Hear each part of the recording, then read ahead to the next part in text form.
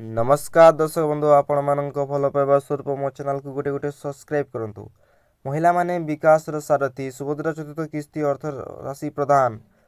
सुभद्रा योजना महिलांक पाई आत्मनिर्भर और आत्मविश्वास स्रोत पलटि।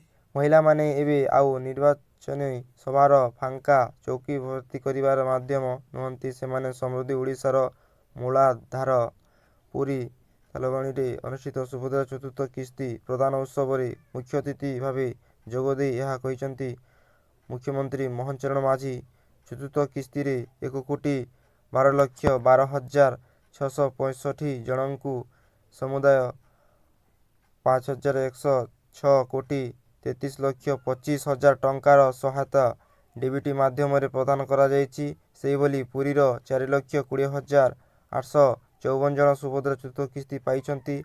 राज्य सरकार पुरी को 210,41,00,000 कहते।